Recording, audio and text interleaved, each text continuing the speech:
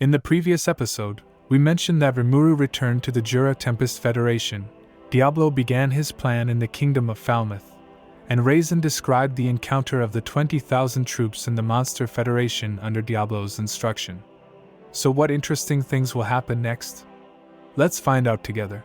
Upon hearing Raisin's explanation, the people in the room became restless. The legendary evil dragon had revived. 20,000 soldiers were missing. What lied before them was an unbelievable reality. Everyone was considering the impact brought by the storm dragon, as well as the plans for the future. And those 20,000 missing soldiers were all considered damages caused by Veldora's resurrection. In this way, Diablo beautifully manipulated the thoughts of the nobles using Raisin. Just at this moment, the sound of boots echoed in the throne hall.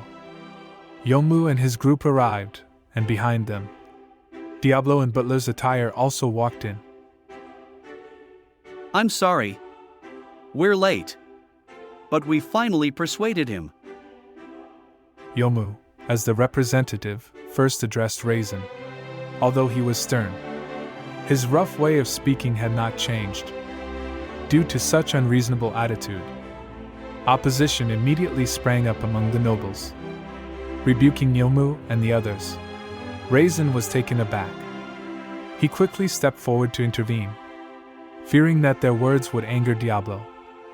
After all, if the nobles were allowed to be rude here, the destruction of the Falmuth kingdom would be no joke. Feeling Diablo's presence behind him, Raisin thought so. Rahiam also understood the gravity of the situation. He hurriedly came to assist Raisin, and explained to those around how they were saved. Rahiam's version was like this. When Storm Dragon Veldora was resurrected, Rahiam and Raisin were protecting the king at the rear. The tragedy happening before their eyes was despairing. In front of the Storm Dragon Veldora that destroys everything, Rahiam and the others had already prepared for death. But at that moment, someone appeared to stop the Storm Dragon. That was the beautiful master of the Monster Federation, the Lord of Jura Forest, Lord Rimuru. Rimuru stood alone in front of the Storm Dragon, communicating with him, and managed to persuade him. While they managed to escape from the Monster Federation with the help of Yomu, and returned here. This could be bad if we can negotiate with the evil dragon. Having Rimuru as an enemy would be extremely bad. One of the ministers said this, and all the other ministers turned pale upon hearing it. Not to mention Rimuru's sanctions. In the worst case, they might have to fight Veldora. At this moment, Yomu, who had been ignored all along, walked to the center of the hall, and together with Raisin, tried to convince the kingdom's senior ministers.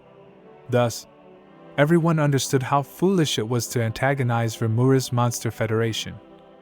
To prevent more wars from happening, most people agreed to negotiate a peace with the Monster Federation. Very wise decision. Then let's release the king of this country as agreed and recover him.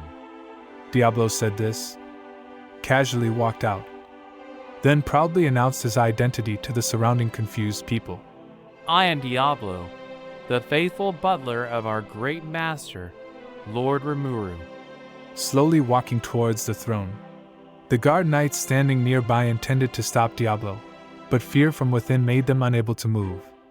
Without paying any attention to the warning, Diablo took out a healing potion from his pocket and injected it into the box.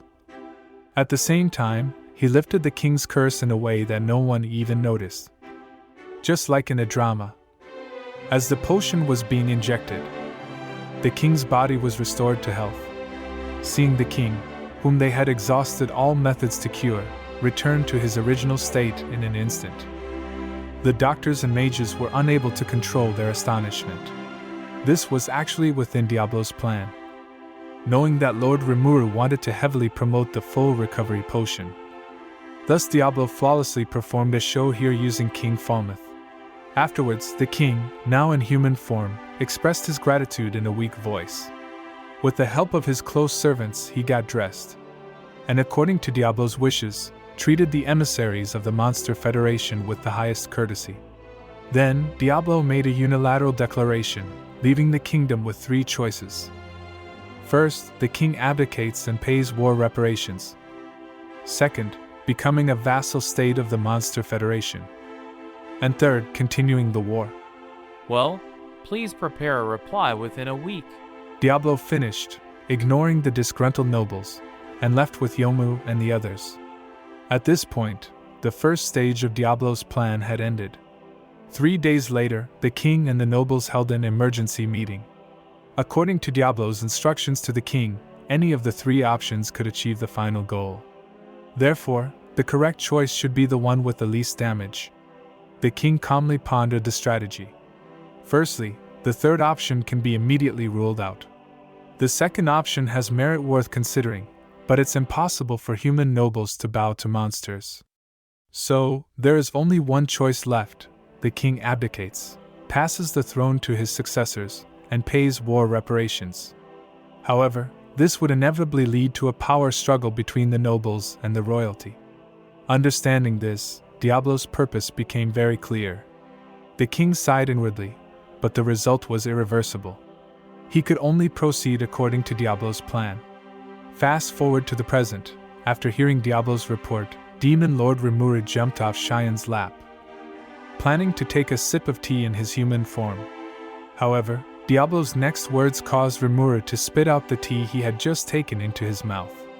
As a condition for peace, Diablo demanded 10,000 stellar gold coins as reparations. To put it into perspective, this was an amount that would empty the entire treasury. Originally, according to Rimuru's plan, the claim was to be around 100 to 300 stellar gold coins. Diablo's demand was utterly unreasonable. But Diablo had his own calculations, knowing full well that a complete compensation was impossible.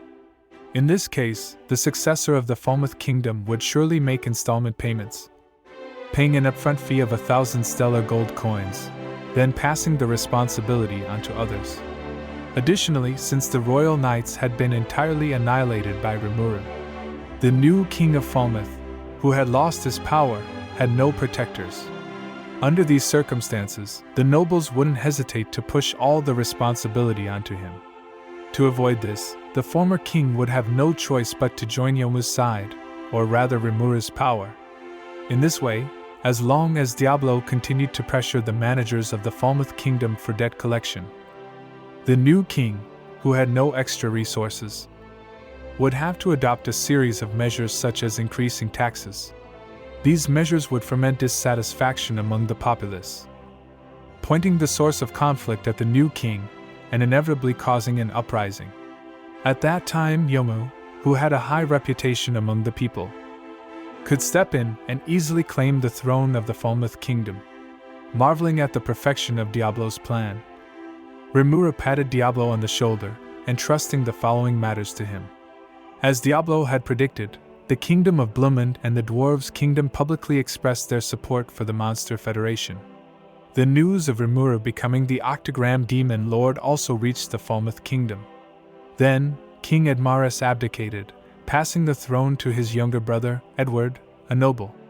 The Monster Federation and Falmuth officially signed a ceasefire agreement. From that day on, the Monster Federation was recognized by the human world as a country. And Demon Lord Rimuru, who ruled this country, was referred to as a synonym for inviolability. The first phase of the plan was going smoothly, all within Diablo's grasp. In the next episode, we will continue to talk about the follow-up to Diablo's plan and the situation of the Monster Federation. Thank you for watching, and see you in the next video.